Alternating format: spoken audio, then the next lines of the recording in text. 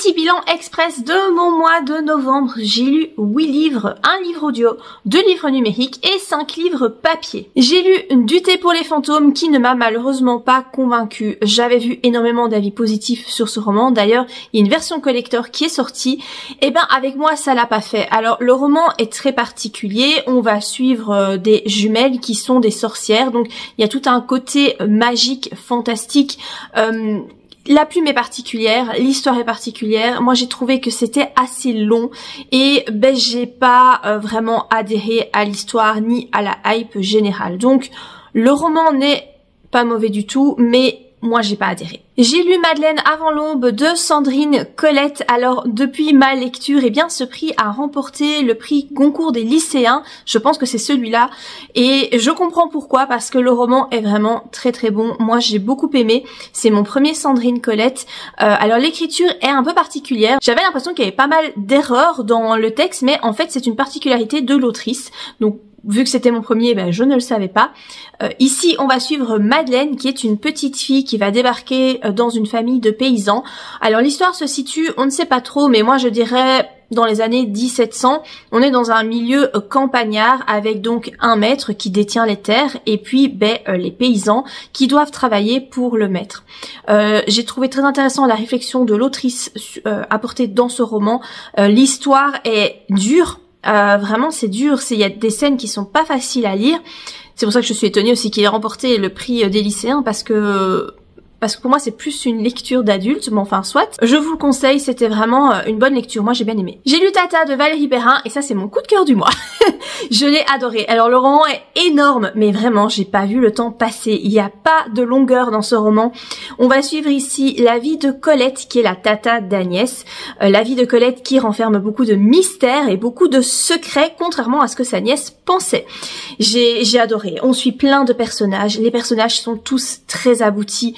Vraiment Valérie Perrin est très douée pour rendre les personnages plus vrais que nature. C'était très bon, je vous le conseille. Un petit thriller, L'île aux secrets de Ragnar Jonasson. On est ici sur le tome 2 de la saga La Dame de Reykjavik. J'ai adoré ce roman, il est tout aussi bon que le premier tome. On est sur un polar nordique, ça se lit très vite, très facilement, on rentre tout de suite dans l'intrigue.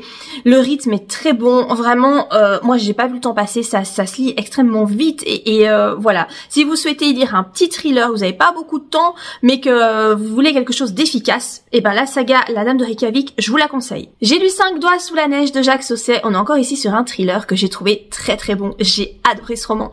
Alors la plume de Jacques Sausset, moi j'adore. C'est mon premier Jacques Sausset et je trouve qu'il écrit très bien. J'ai vraiment adhéré à sa plume.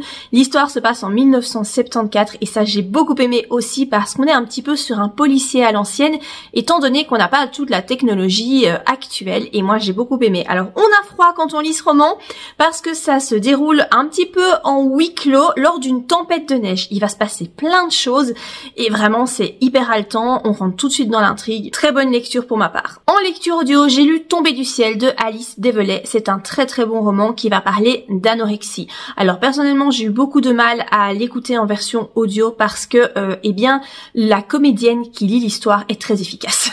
Donc ce n'est vraiment pas un point négatif, mais du coup c'est très prenant et c'est dur parce que vraiment on est dans la tête d'une jeune fille de 14 ans qui souffre d'anorexie profonde et on sent que l'autrice a réellement vécu certaines choses. L'autrice le dit elle-même, elle a été anorexique et donc cette jeune fille est internée dans un hôpital et puis dans un hôpital psychiatrique. C'est très bon, mais c'est très dur. En lecture numérique, j'ai lu Un enfant sans histoire de Amélie Antoine. Alors j'ai adoré ce roman. Sauf la fin. Je suis vraiment triste de ne pas l'avoir adoré jusqu'au bout. On est ici dans un thriller psychologique et le côté psychologique est très très présent. Amélie Antoine est très efficace concernant ses histoires. Moi j'ai aimé tout le déroulé. J'étais en haleine, il y a beaucoup de suspense. On ne comprend pas trop ce qui se passe, on se demande s'il y a un côté paranormal ou pas.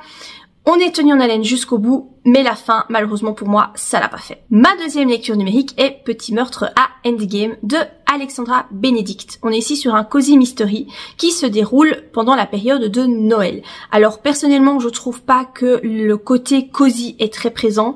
Moi, j'ai pas trop aimé. Je trouve que l'autrice essaye de recopier un petit peu Agatha Christie, ça se ressent et c'est beaucoup moins bien fait que Agatha Christie. Pour moi, c'était pas plausible. Je n'ai pas aimé grand chose, même si Il y a quand même un côté haletant, on a quand même envie d'aller au bout du roman, mais voilà, c'était pas génial et je ne le recommande pas forcément. Et finalement j'ai eu un abandon, ça m'arrive très rarement, mais c'est Mauvaises étoiles de R.J. Ellory. J'ai lu 200 pages, je suis arrivée à 40% de lecture, mais voilà, ça l'a pas fait. Ce roman est un road movie et moi, j'aime pas trop ça. J'ai pas accroché avec la plume de l'auteur que je trouve beaucoup trop détachée. Moi j'ai besoin d'être plus impliquée quand je lis un roman et voilà, ici ça l'a pas fait malheureusement, donc j'ai abandonné. Voilà pour mes 8 lectures du mois. Si vous avez lu certains de ces romans, n'hésitez pas à me donner votre avis en commentaire.